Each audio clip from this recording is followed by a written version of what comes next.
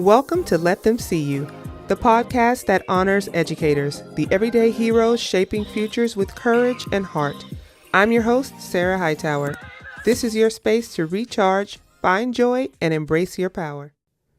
Good morning, everybody. So yes, I am recording on a Saturday morning. It was a week, let me tell you, but here we are. I am very happy to have made it this far. Y'all, I did not record an episode last week because my children were off for an entire week of school. And first of all, that's not fair.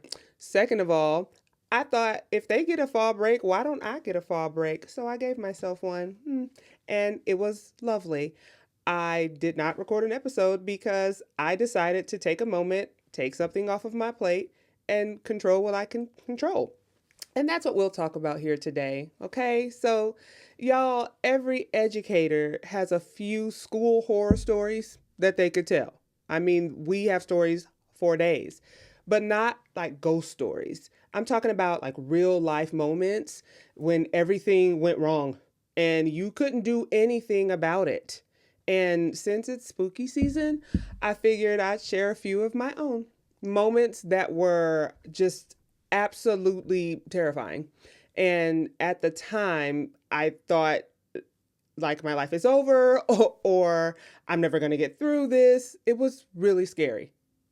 All of these things were extremely scary to me, but they ended up teaching me a lot about myself as a person and as an educator. So grab your flashlight, get your classroom keys, get your cup of coffee, because these stories are true and maybe a little too real. So let's go. So the first story I want to tell you about is the flood.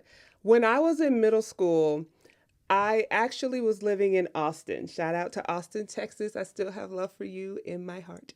But my mother had passed away recently, and then I went to live with Dad for a little bit.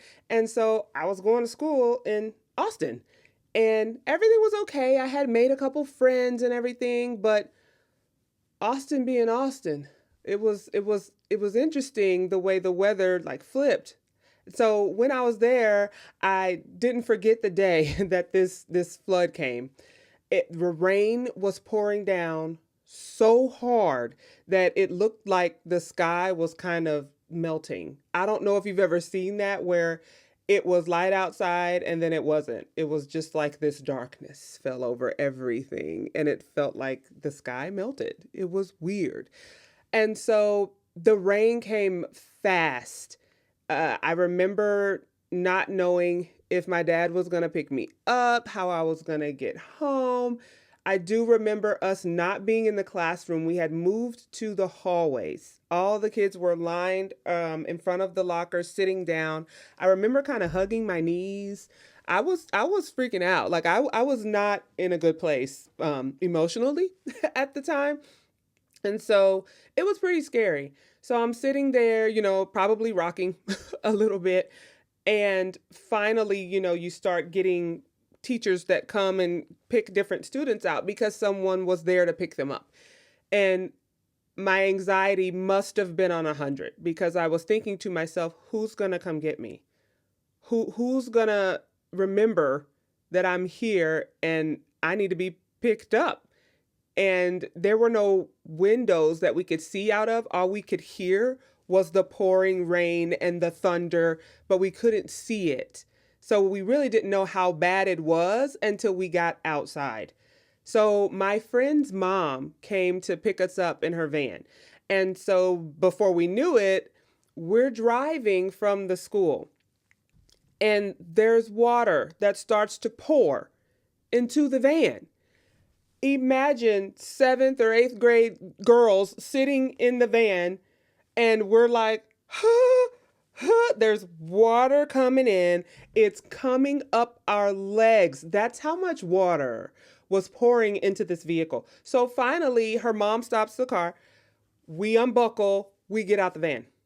We just get out and we're going to walk it. Okay. So we get out. The water is knee deep when we get out. We're walking so we can get to safety. We're trying to get to her house. So we're walking in knee deep water to get to my friend's house.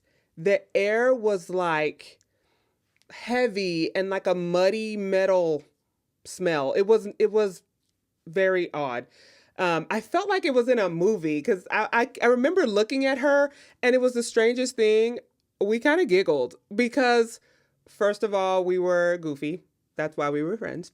But we looked at each other and we like chuckled a little bit because what in the world is happening? And how did we manage to get into this situation? Like, only us. That's how we were looking at each other. So we giggled a little bit, scared, awkward giggle, but it happened. So knee deep, trying to trudge through this water. And then um, we thought it wouldn't get worse, right? We were going to go to her house. Everything was going to be fine. And then boom, we look up and this transformer blew. It was bright. It was a flashing light and it was loud. And so we look over and we see it. I remember looking up to my left, so it must have been over there somewhere. And we jump like this, and that giggle went away real fast because we were like, are we going to get electrocuted? What is happening? So then we kind of like huddled a little closer and we're all on her mom and we're trying to walk through this water to get to her house right after this transformer blows.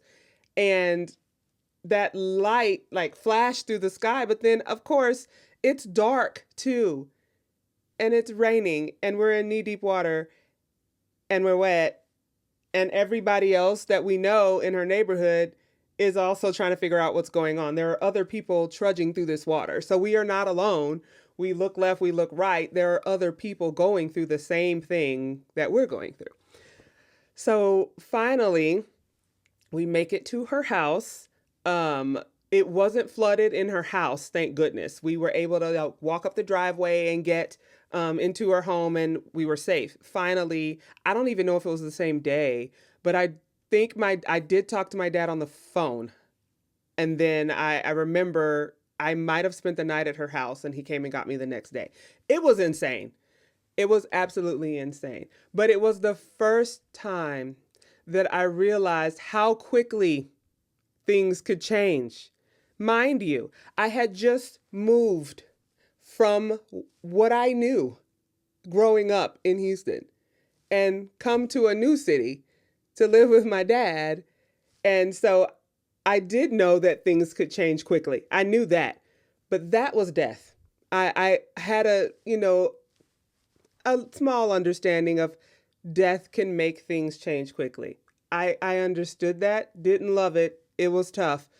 But I realized that, hey, other things make things change quickly too, not just death.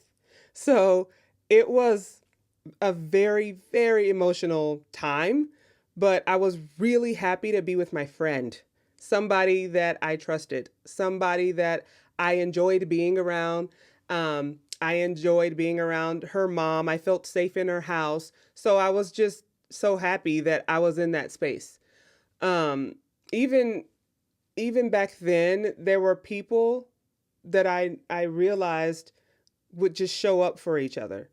People that I didn't know cared as much as they cared. All of a sudden, you saw the heart come out, the humanity, because we were all going through this situation. And so they just showed up.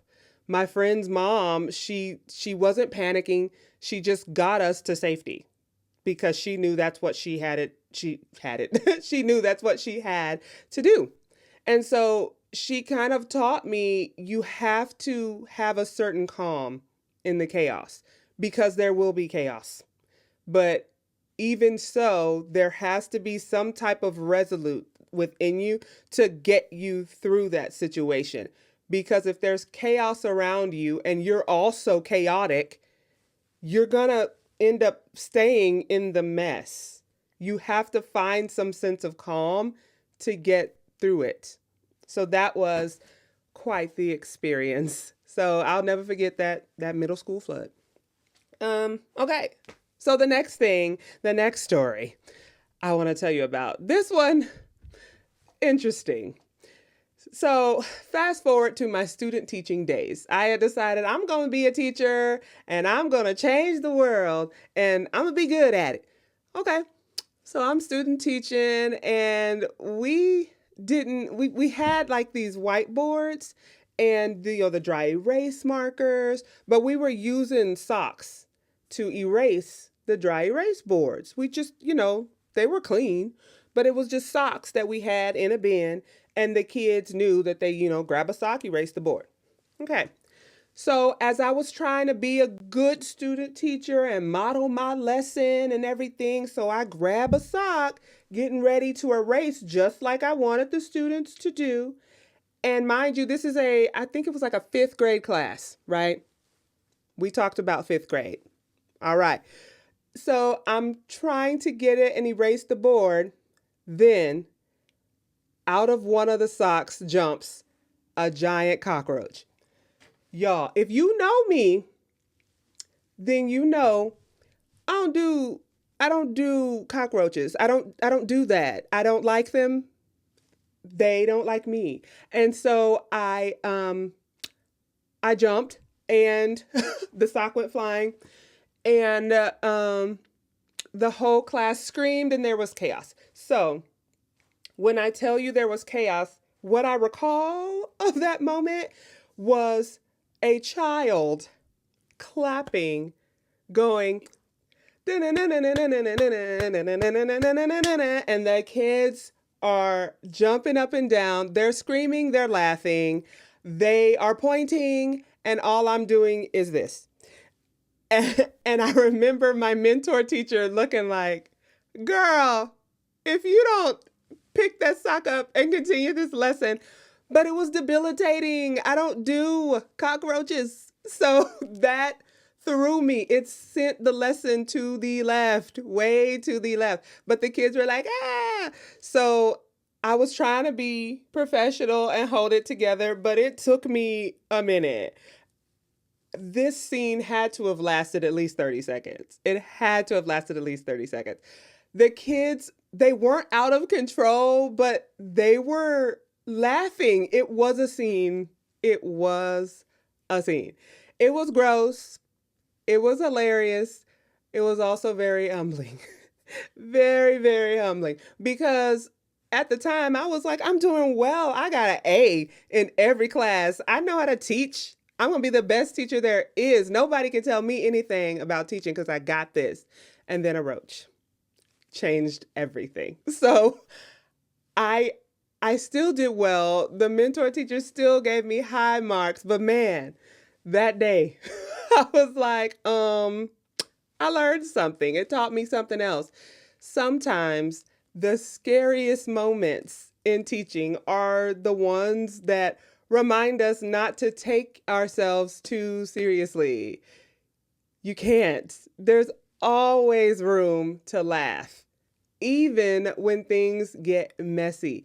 I can look back on that and giggle. I can look back on that and laugh. And there have been a multitude of times after that where there was some type of rodent or bug or something that caused a little bit of havoc where we were.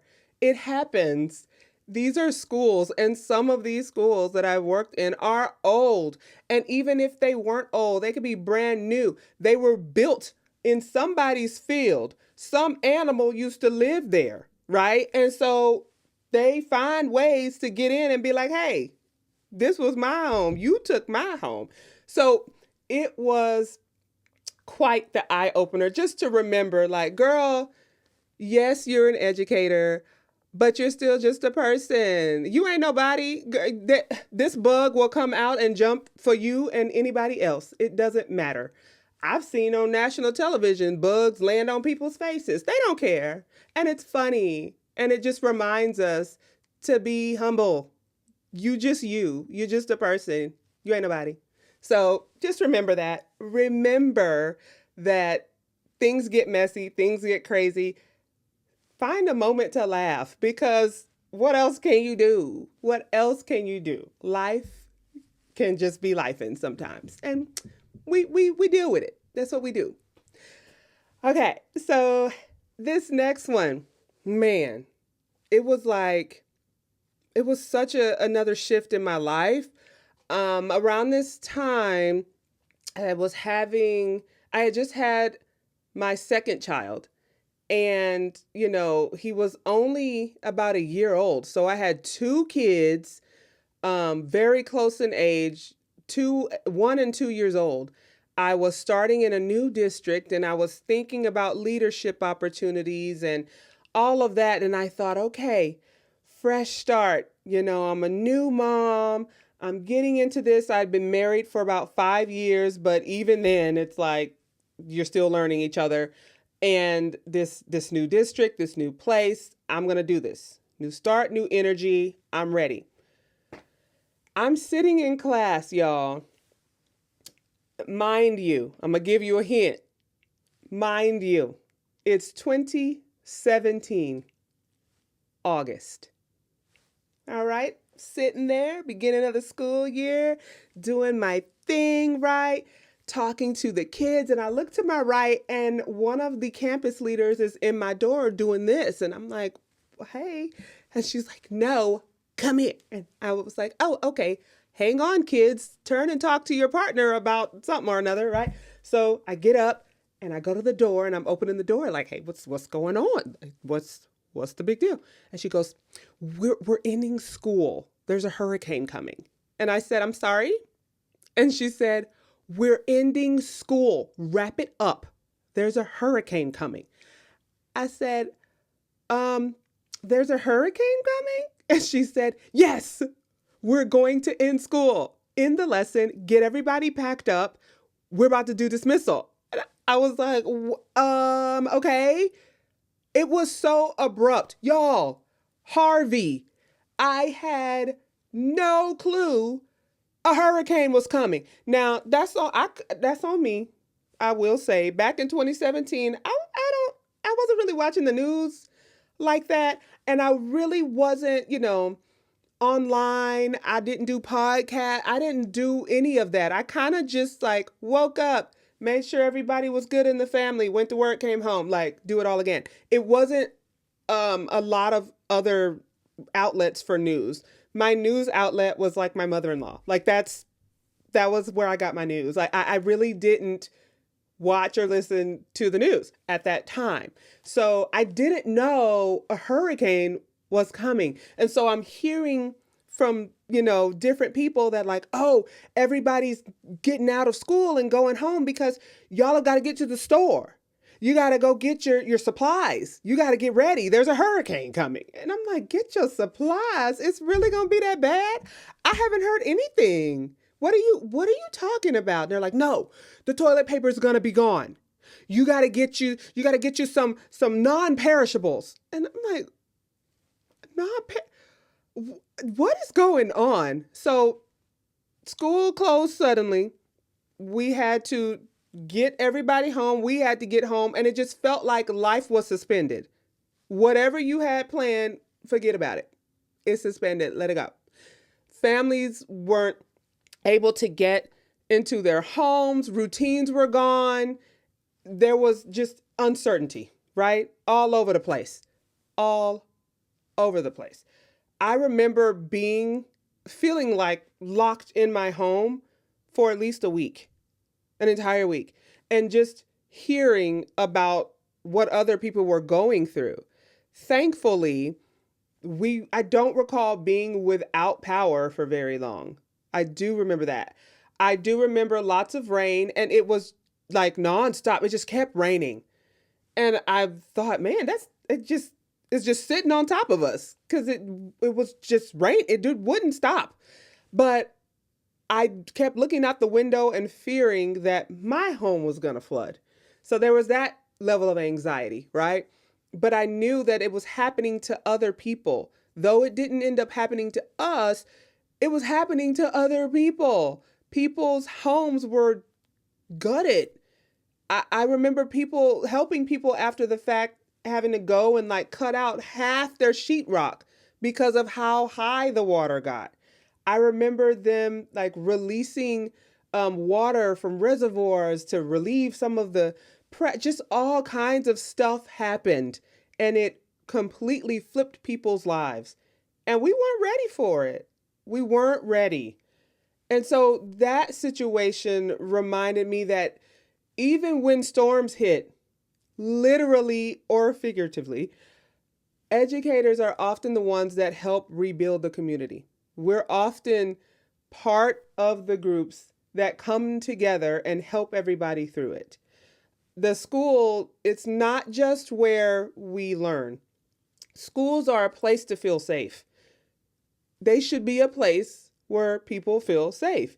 And when you take that away, the why becomes even more real, because now we can't go into the building. Now we don't have that place of safety. So your own personal purpose becomes the place of safety. You realize that, yeah, we love the school, but I am the school.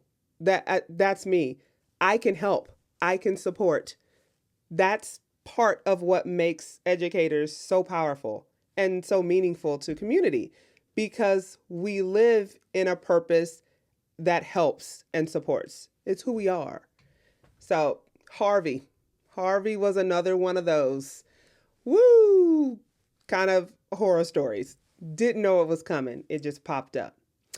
Speaking of things we didn't know was coming and just popping up, one of the biggest horrors that I have experienced in my lifetime was a pandemic. And it's called COVID. So we went through this seemingly random situation. I remember my family went to a wedding for one of my husband's cousins, and it was in Georgia. So at this time, it's March, and we're driving to Georgia, and we're hanging out at the wedding with the family and everything. And then we drive back, and it was spring break for the district at that time. And so we're thinking, okay, that was fun. We made it through. Thank God. Here we are back at home. Good times. Okay, time to get ready for school again because spring break is over. Then we get this message, and it's like, hang tight. And I'm like, let me hang tight. And they're like, you might not be going back to school just yet. And once again, I'm like, what are you talking about? Now, what do you mean we might not be going back to schools? Last time I checked, spring break was a week. So what do you mean? So I'm sitting here and I'm thinking to myself, what could have possibly, so here I am, not learning my lesson from watching the news or getting any information. Turn on TV finally and realize there's a whole strand, a whole viral infection that's going around that is causing people to get extremely sick. And it is easily passed from person to person. And I think, are we being punked? Like, is this a movie? Because what? What do you mean? And I've watched enough movies and enough stuff to make me go, no, wake up. That can't be right. That can't be right. It was right. Classrooms were empty. There was nobody. Silent hallways. Okay, you end up having to teach to a little square on the screen. At that time, I wasn't even a classroom teacher. I was in I was a campus specialist. So I was supporting the teachers, but I wasn't responsible for groups of kids that were on my roster. So, man, that changed everything. Having two young children of my own at that time, they were pre-K and kindergarten aged. My youngest wasn't even in pre-K at the time in March of 2020. He wasn't in pre-K. He wasn't quite there yet. And my oldest was in kindergarten. So imagine a child on an iPad trying to focus and learn, you trying to do your job and support. It was unbelievable. Unbelievable. And then your kids just want to frolic about. They want to be free. We let them go in the backyard, but there was definitely this sense of, I can't go outside. I can't be around other people. I don't want to, get anyone sick. It was so scary and such an anxiety filled time because we couldn't be around one another to support one another. Now, the introvert in me wasn't too upset about the fact that I couldn't be around a bunch of people. It was one of those, oh, darn, but I hated not being able to support the way that I like to do. I hated not being able to at least see smiling faces in person. I hated not being able to smile at someone else in person.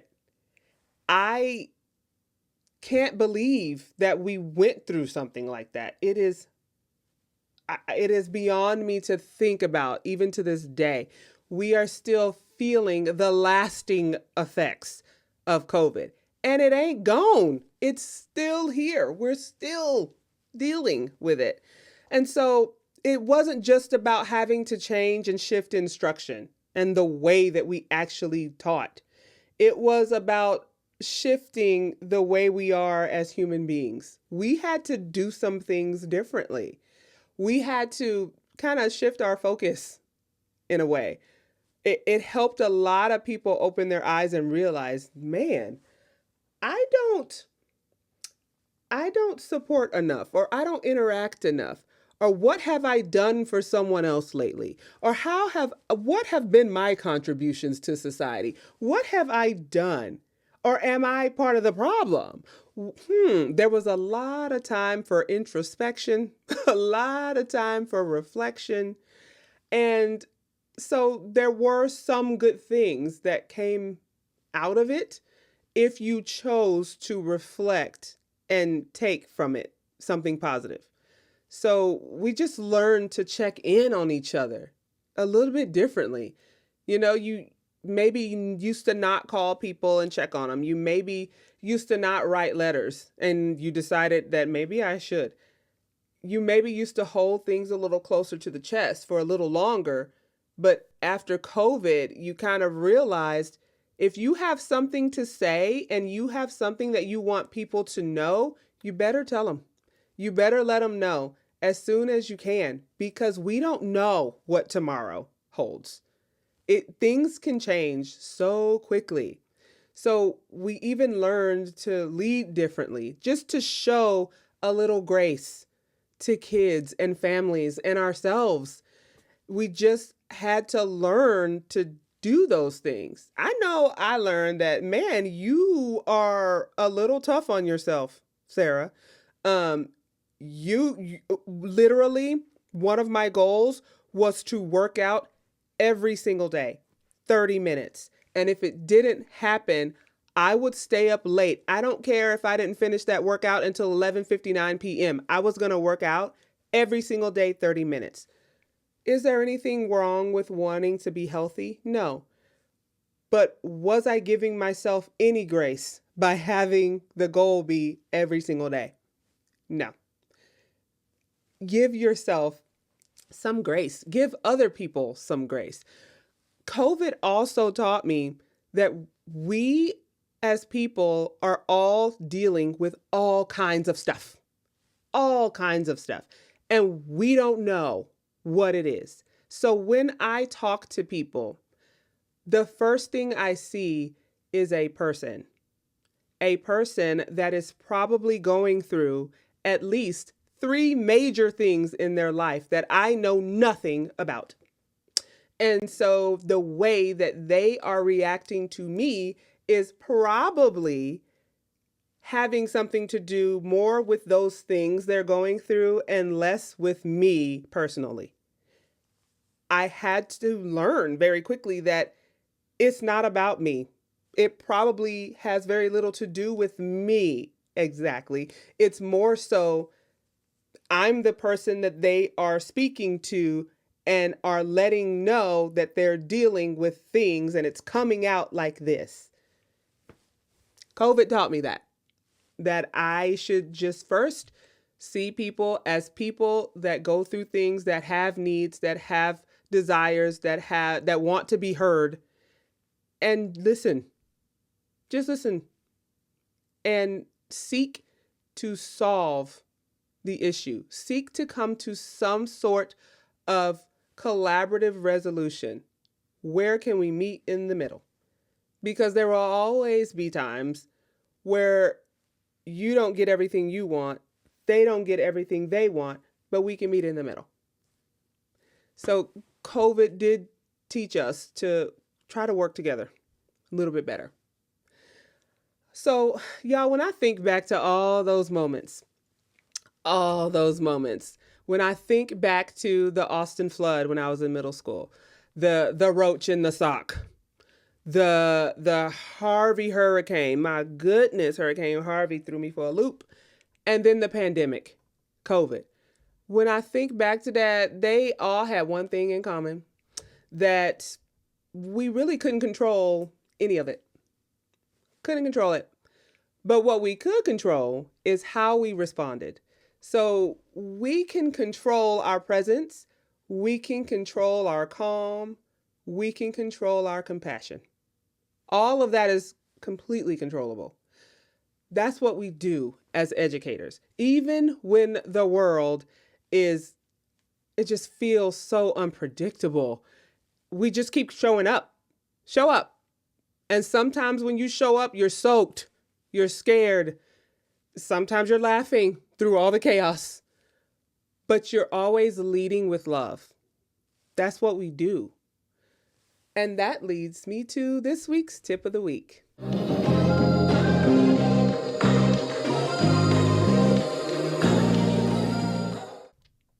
So this week's tip of the week is control the controllable. Control the controllable. We can't stop storms. We can't stop pandemics. And we can't even stop the occasional roach. Okay? But we can choose how we show up. We can choose that. So this week, focus on what's within your circle of control. Your tone, your patience, your joy. And when things go wrong, you can ask yourself a few questions just to help you through it. What's one small thing I can manage right now? One small thing I can manage right now. Then you can ask, how can I protect my peace and the peace of everyone around me so that they feel a sense of safety? How can I do that? And then finally, you can ask, how can I respond with love, even when I can't fix the situation? Think on those things. That's how we lead. Not from fear, but from purpose. So yeah, I just had to share some horror stories from my own life, but every single one reminded me that the work we do is never about control. It's about care. And we can't just stop the floods or the storms, but we can hold space for feeling safe. We can hold space for safety. We can model calm. We can make sure that no matter what's happening outside, students and staff and everyone knows there's still light inside. And so let them see you unshaken, but grounded and imperfect in love. Because when you show up that way, then even the scariest days become a story of strength. Okay? Rediscover your joy. Embrace your true self. Let them see you. Thanks for listening to Let Them See You.